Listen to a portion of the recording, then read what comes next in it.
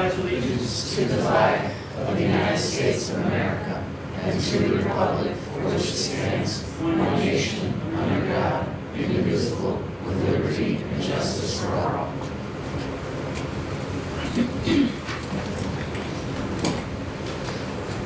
Could we have roll call, please? Al, Present. Teresa, Present. Michelle, Kate, Here. Gladys, Here. Mary, Lauren, Here. Juanita, One here. She's not on. Okay. No. Okay, okay. Rich, Here. Julie, Here. and I'm here. Okay. Thank you. Now, we go on to regular standards to our meeting. We're gonna recognize some of our people that have put so many years into our school system, and we hate to see them leave. So I'm gonna turn it over to our superintendent now. Thank you. This is good work. So I want to first start off by saying that it's wonderful that we have several retirees for this school year, ending in this school year, but I was very happy to see that those who showed up tonight did. It's wonderful to see your faces, to put names to faces in some cases, and also to recognize that the retirement is not just about you, it's also about your spouse or your loved ones and the time that they get to spend with you. So it really is kind of a family occasion. So it's nice to meet some of you this evening. So we have a bit of a long list, and I'd like to acknowledge and read all of our folks. And then acknowledge the ones who are here today. We have a certificate and we have a little party gift. But I will say before I begin with this, the last couple of years in particular have been challenging in Danbury for different reasons. But having been here for 28 years, I would say if you were kind of looking at the curve of success over time, we certainly have had a good run here in Danbury. And your length of service and the work that you've done every day, I truly believe working in Danbury is a very special endeavor. We work for wonderful families. We have a tremendous staff here, and that you have been a part of this journey with us for a very long time, some longer than others, and we'll go through all of those years. But there's nothing more special, more important than the service that you provided to our school system all of these years. You're all public servants, and you're wonderful public servants, and we're so proud of you, and we thank you for your time that you spent here in Danbury with us. We hope that you come back as maybe a sub or to fill in as a long-term person who can help us out on short notice, but you're always welcome to come back here, and we will be missed greatly. So thank you again for those who came tonight. We greatly appreciate you, and we're happy that you came to chat with us about your goodbye. So thank you so much. So I'm going to read all of the retirees for 2025, and then we'll call the folks who are here tonight up to join us for a picture and to receive your gift. Val Anderson, Broadview Middle School, TESOL teacher, 30 years. Linda Bensowitz, Danbury High School secretary, 35 years. Jean Caldora, Morris Street and King Street Primary Library Media Specialist, 33 years. Karen Flannery, Millridge Primary, Grade 1 teacher, 16 years. Darlene Hawkins, Broadview Middle School Secretary, 26 years. Susan Heffley, Ellsworth Avenue Special Education teacher, 25 years. Eulalia Henriques, Granville Custodian, 11 years, also my sister-in-law. Mary Johnson, Park Avenue Assistant Principal, 3 years. Victoria Kenyon, King Street Intermediate Special Education Tutor, 20 years. Patricia Kurgi, King Street Intermediate Speech and Language Pathologist, 6 years. Ann McLean, Ellsworth Special Education Tutor, 24 years. Michael McNiff, Danbury High School Library Media Specialist, 17 years. Helen Meyer, Broadview Middle School Math Teacher, 30 years. Diane Mose, Danbury High School Business Ed Teacher, 24 years. Michelle Mullins, Special Education Preschool Physical Therapist, 19 years. Deborah Morse, Park Avenue Grade 2 Teacher, 21 years. Tai Nguyen, Danbury High School Math Teacher, 22 years. Patricia Riley, King Street Primary, grade 2 teacher, 26 years. Mary Ellen Robertson, Pembroke grade 5 teacher, 20 years. Tom Ross, Danbury High School English teacher, 22 years. Stephanie Saunderson, Park Avenue Satellite Manager, 32 years. Barbara Stewart, King Street Primary and Mill Ridge Library Media Specialist, 25 years. And Hudong Zhu at Danbury High School, TESOL, 28 years. So on behalf of the board, we'd like to thank all of those that we just listed. And I'd like to offer a welcome and a round of applause.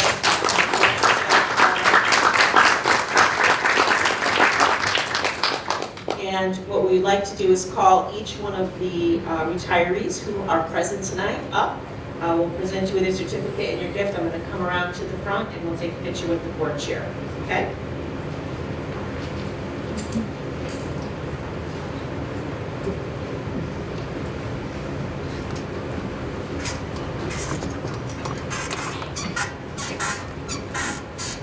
Thanks, Ken.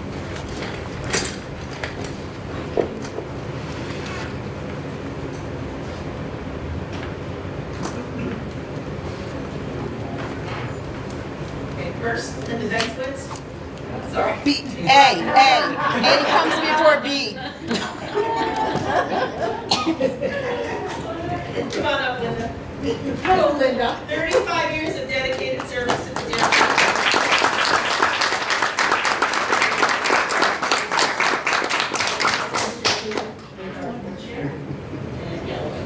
Just come a little closer.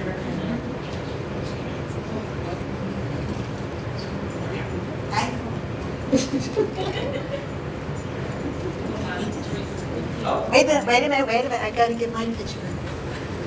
I know, Can we that's center why. glass or center? Okay, let's do this. You're our guinea pig, so there we go. That's good. There. Okay. Sorry about that. Thank you. Congratulations.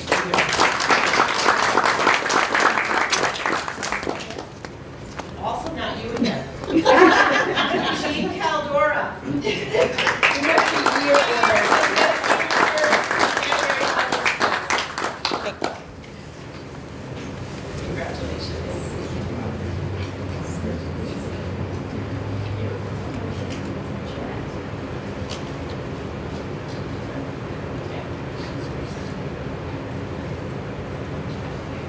Awkward standing there. No one. Congratulations.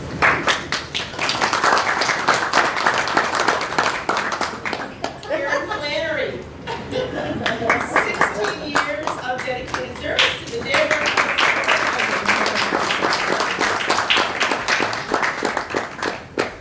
They didn't really retire. Okay, okay. That works. Congratulations.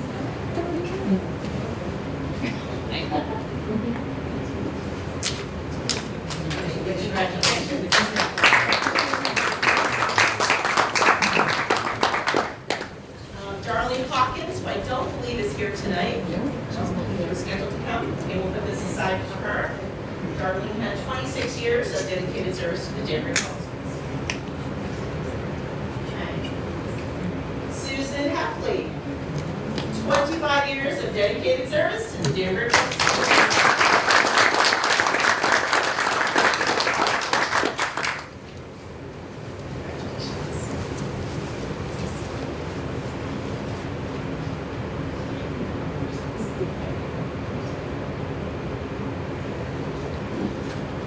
Thank you. Congratulations.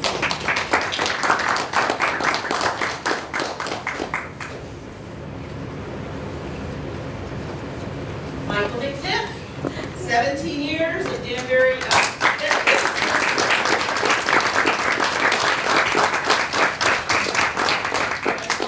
We did our doctoral program together. Congratulations. Got me through some tough times.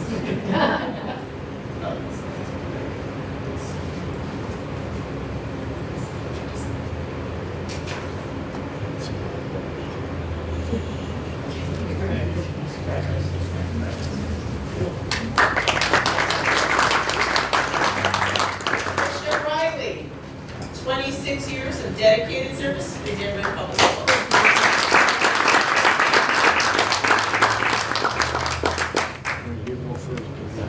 Thank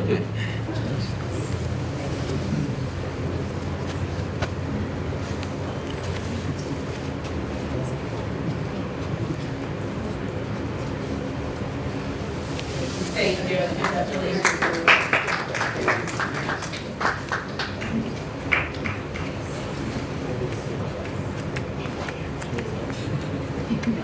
You don't have it?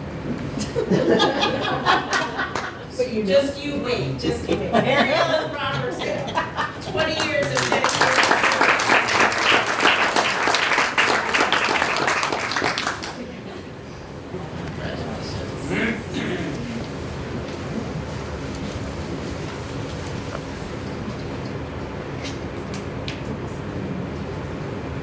Congratulations.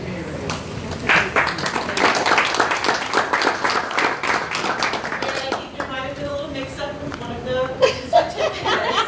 But Val Anderson.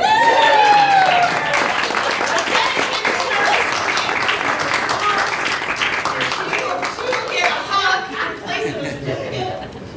What's better than that? I sent my retirement stuff in 3 times. I have the sign.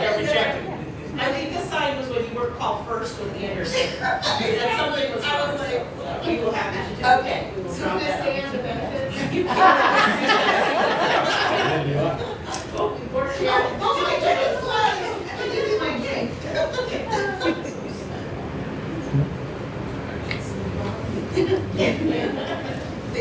Right. The same thing happened at the teachers. It took a sign. Something's going on. Yeah, exactly. I'll see you in September. I just wanted to protect. Well, thank you very much. One of the things that we were having a conversation about is finding more ways to acknowledge service over time. And, tonight is very special that you're able to join us, but we certainly appreciate you. And again, thank you for coming, and I know our board appreciates your service. Thank you.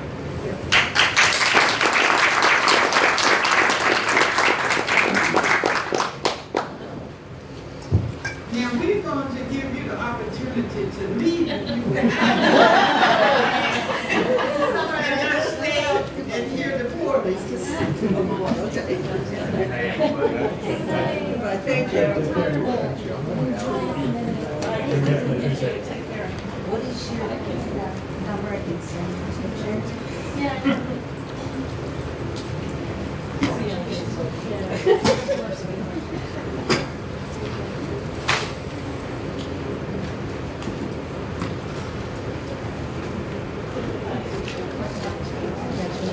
Okay, Lauren, you do the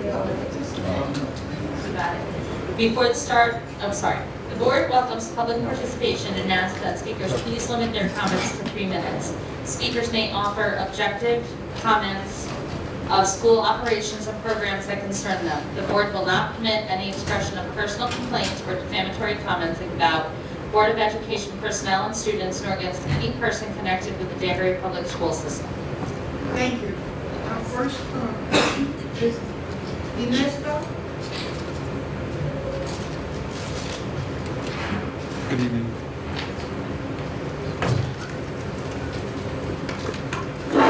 Hello, good evening, everyone. My name is Ernesto Rodriguez, Danbury resident.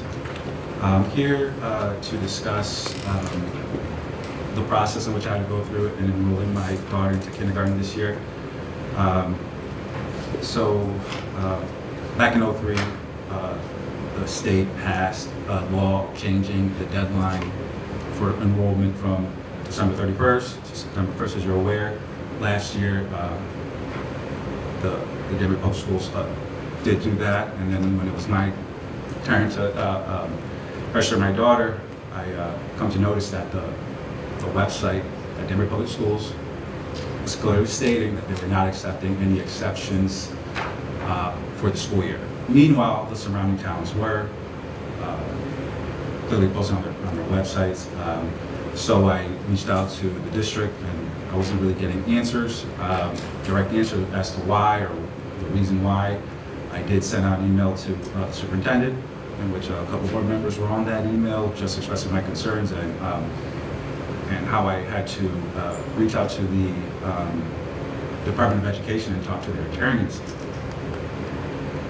to validate that yes, that my daughter can apply, and because of that contact, I was able to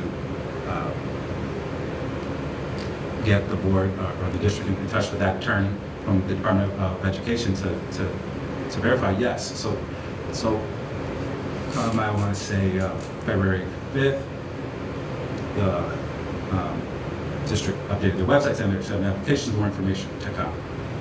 So there was a 3-stage process, and the time in which the parents were given to put the paperwork together was very limited.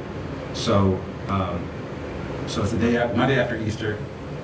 We're coming home from vacation, and we get an automated phone call. Hey, you get an email in regards to the assessment, and the email basically said your child has to appear at 8 o'clock in the morning on Osborne Street for an assessment on 4 days' notice. 8 o'clock in the morning. We already had some things in place that day. My wife was out of town. I wake up, and my daughter has like a swollen eye. Her eye is this time stamped. This is an hour before the assessment. She's not in her best. At her best, to get her dressed, breakfast, gotta drop the other one at mom's house. We get there, it's raining. We have a t-ball game at 10 o'clock. So there's a lot going on. Finally, the person, there's a secretary there. The secretary walks my daughter to get assessed. I don't know who, I don't know what she's gonna get tested on. It's just very, just concerning. Like I didn't know where she was going, what she was going to be tested on. And as I'm waiting, I hear the secretary, there's 5 kids supposed to be here today. Only 1 showed up, and that was my daughter. Fast forward, so I did email to another employee of the district, and I wanted to know how many students were accepted this year compared to last year, because I know last year there was 110 about. It's been 3 weeks, I haven't gotten that information. So I was just really concerned, and at the time in that email, I felt like,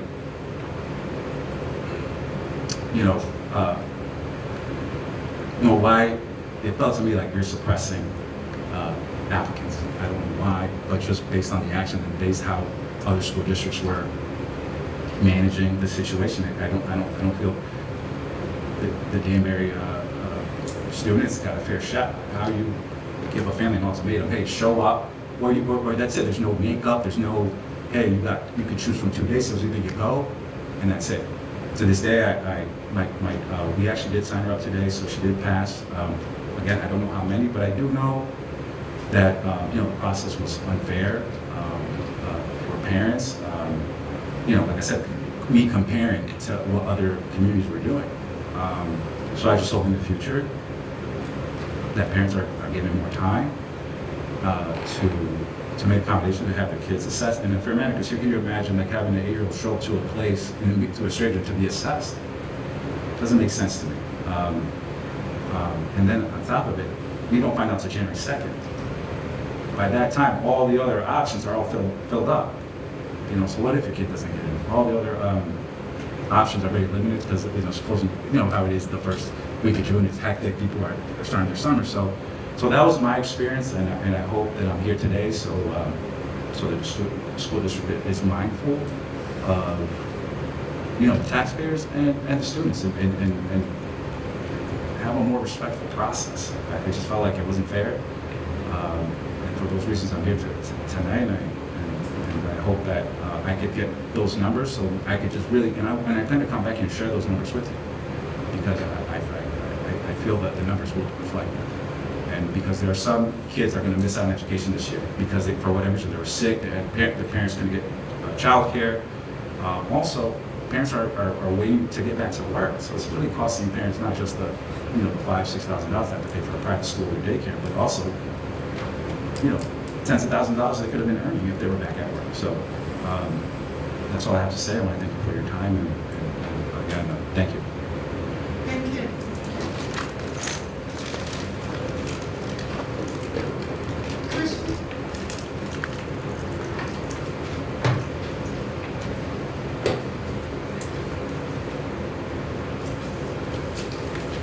Good evening, everybody. I'm going to read today because it's too hot, my brain will melt. All right, so good evening. My name is Chrissy Marufi. I'm a parent in the district. Our district has a policy defining the standards for honor roll, standards that reflect hard work and a strong commitment to academic success. Yet recognition for these efforts across our middle schools is inconsistent. Currently, 2 of the 3 middle schools hold end-of-the-year ceremonies to celebrate students who earn distinctions like honor roll or high honor roll. My child attends Broadview, where for 2 years in a row, no such recognition has been held. I expressed my concerns last year and hoped for change, but sadly nothing improved. It's heartbreaking as a parent to see my child and so many of her classmates meet these high standards yet not receive the same acknowledgement as her peers. When she asked why her friends in other schools were honored and she wasn't, I don't have an answer for her. These students work incredibly hard, some overcoming challenges and many balancing extracurricular activities. The staff works incredibly hard to educate and inspire students to meet the same district-defined standards. It's simply not equitable that public recognition of academic achievement depends on which school a student attends. This inconsistency sends a message that success in Danbury is valued differently depending on the building you're in. A message I don't believe aligns with the ideals of fairness and excellence the Danbury Public Schools proudly strive for. While I respect and value the autonomy of schools, and I'm aware of the upcoming leadership transition at Broadview, the lack of district protocol leaves vulnerable all students and staff in Danbury. There should be consistency across schools when it comes to honoring students who meet board-defined academic achievement. These recognitions matter, especially in middle school, where students are just beginning to navigate traditional grading systems. Recognition, even in a simple format, motivates. It shows students that their hard work is seen and valued, not just at home, but by the community that they're a part of. I respectfully urge the board to establish a district-wide standard or guideline to consistently and publicly celebrate academic achievement, whether through award ceremonies, recognition nights, or other meaningful events.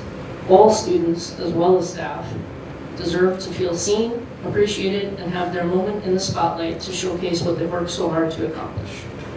Thank you for allowing me this time, and I thank you all for your dedication to the success and betterment of the Danbury schools. Thank you, Chris. Thank you.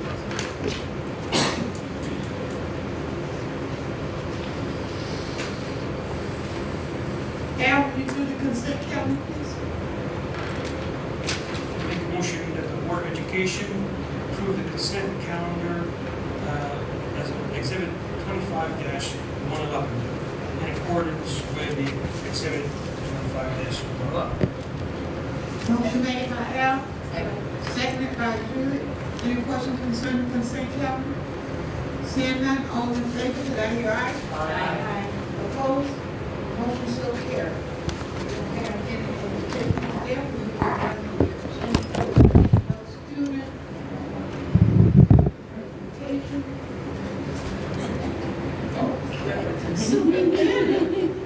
Okay, this is a quick one tonight. We really did provide sort of a comprehensive update on a lot of the construction projects and all the projects that were planned in the last board meeting. So we did get a pretty good facilities list, so I think Mike for putting that together. We're still pretty much on track. We are still planning on opening this big, beautiful satellite campus at DHS West. There's a tremendous amount of buzz still happening with that. So there's materials arriving, packages coming in, equipment that's being installed. So there's quite a bit happening there. We're hoping to still secure a date where we can bring our board in. I was hoping to have that for you tonight, but we're still a little bit in limbo with that as the crew is really pushing forward with a lot of the projects.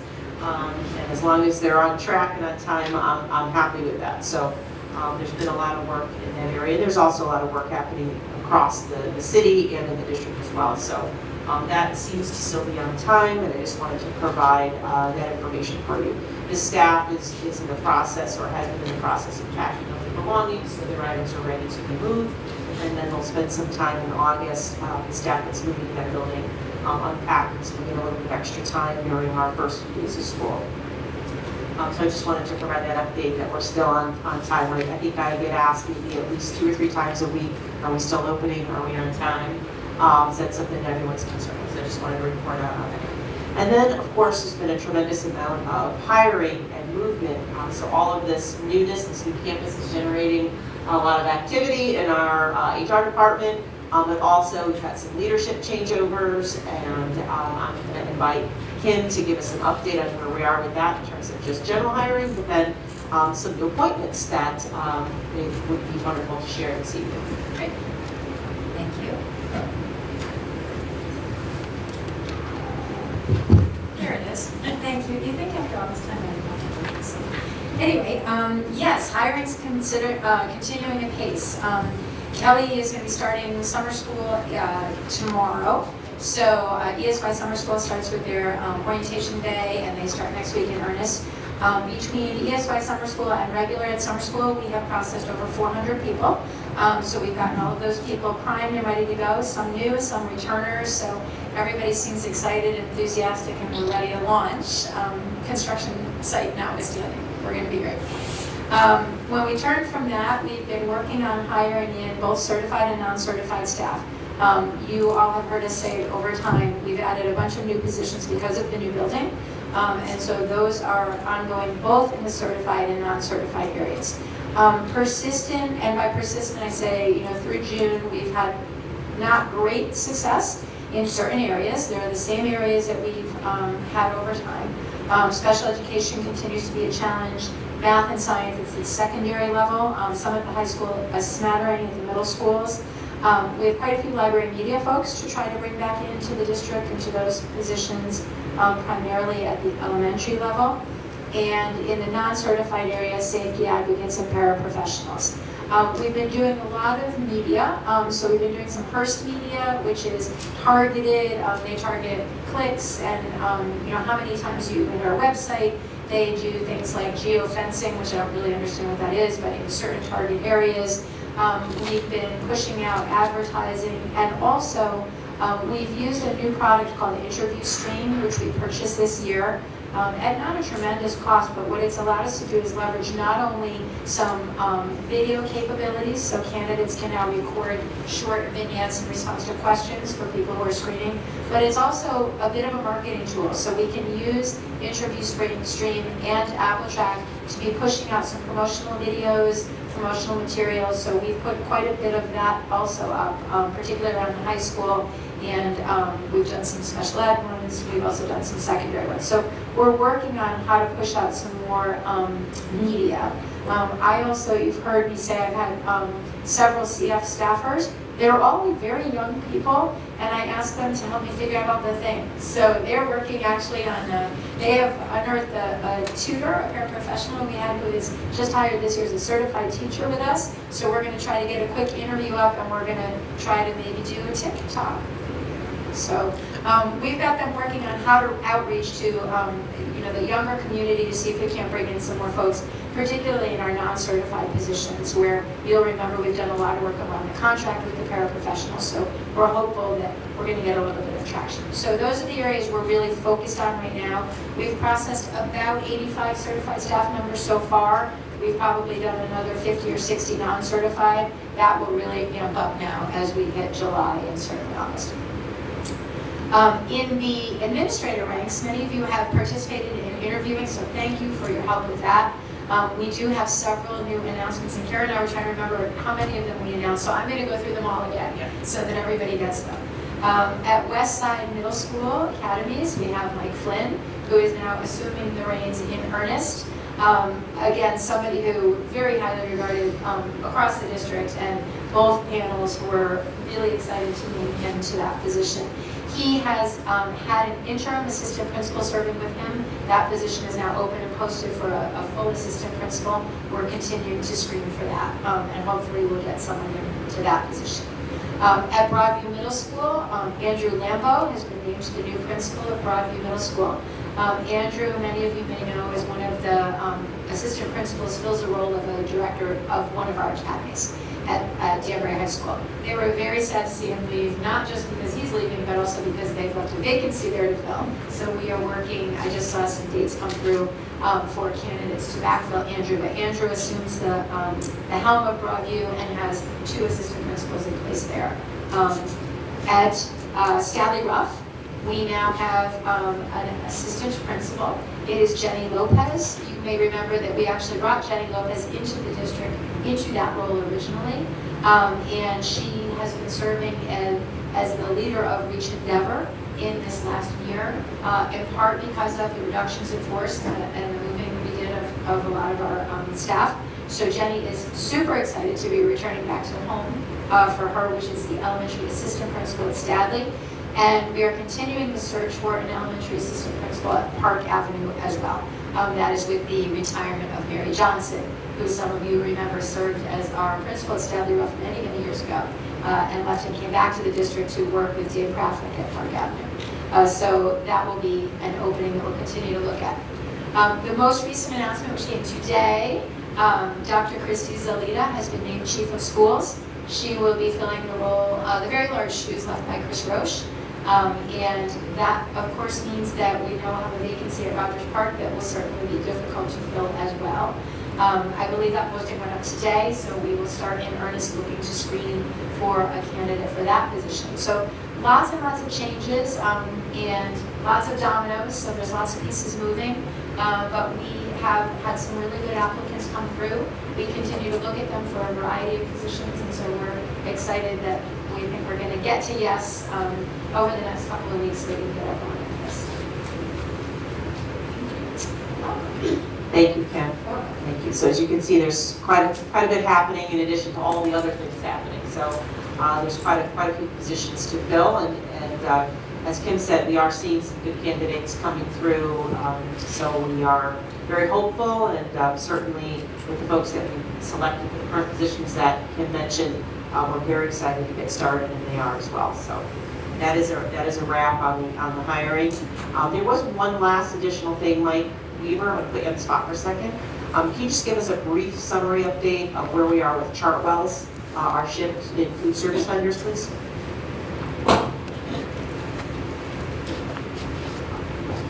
Yeah, so very exciting. As most of you know, we've made the switch over to Chartwell's. We've been meeting with them regularly, both myself and Janet from the school, the coordinator of school lunch. Right now, Sodexo is still in place. Their contract is in effect through the end of 6/30, which unfortunately is on a Monday. And on 7/1, Chartwell's will officially begin. We had one of our last closeout meetings with Sodexo this afternoon, and the final one will be our final walkthrough on 6/30. We're excited for the next year. Thank you.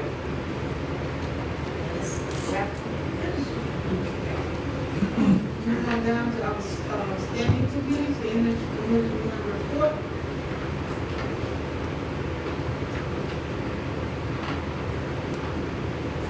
No?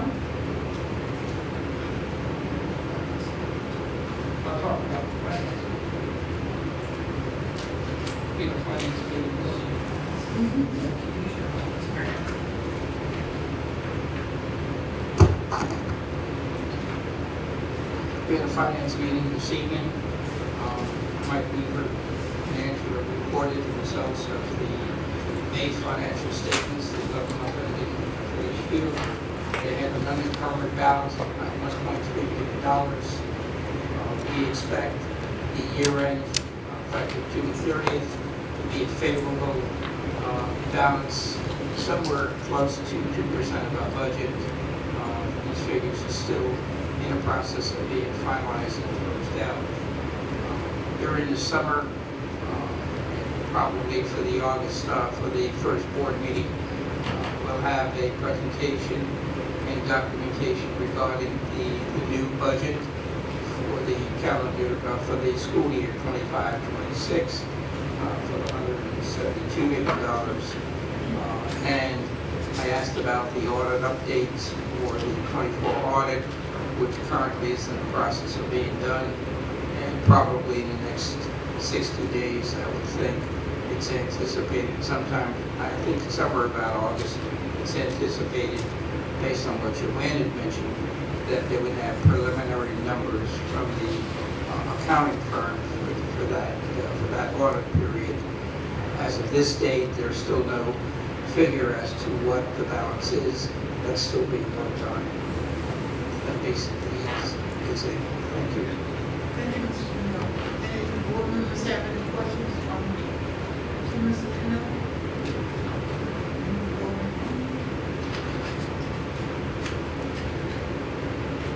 I would say the board chairs, we are not scheduling any committee meetings unless it's an emergency in the month of July and August. And if you have an issue with that, would you please email me? Action item A. Kate? I'll make a motion.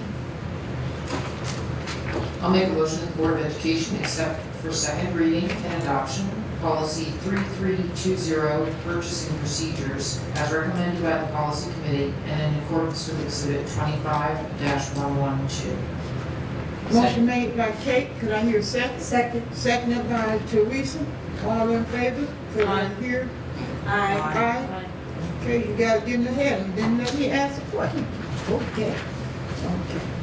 So the motion is carried. Lauren, policy B.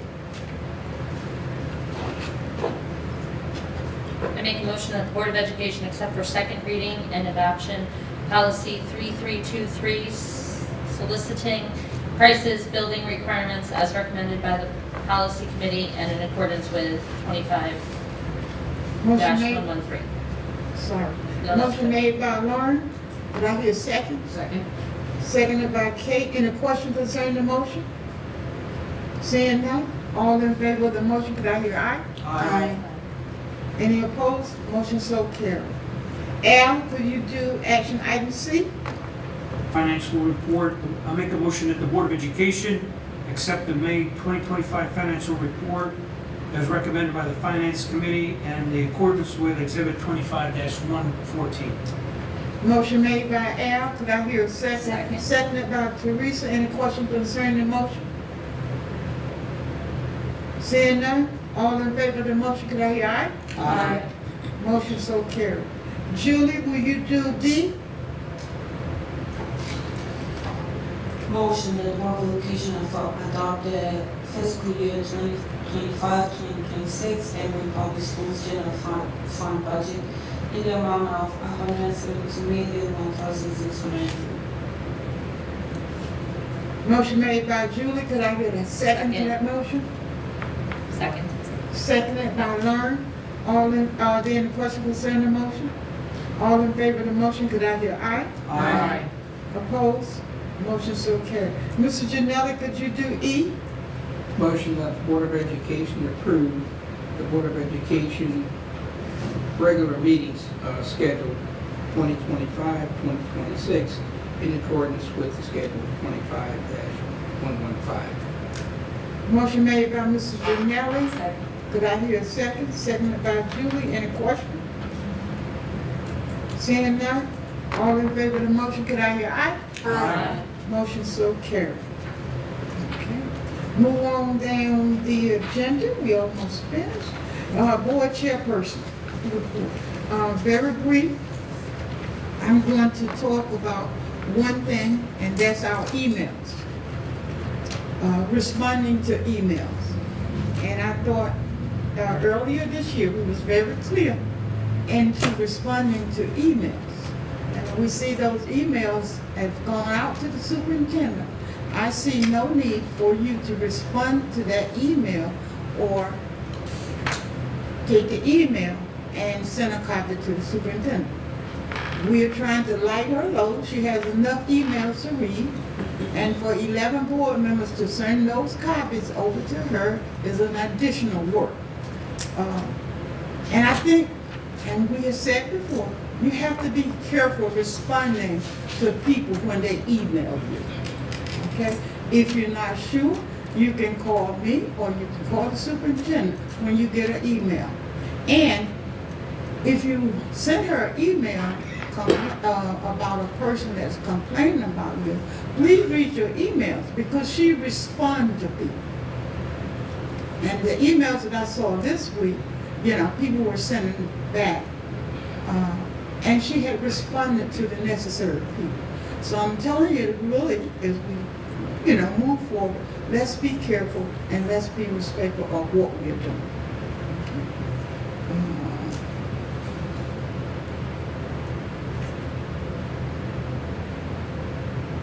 I hope that we all have a safe summer, a healthy summer, a happy summer, and take care of yourself.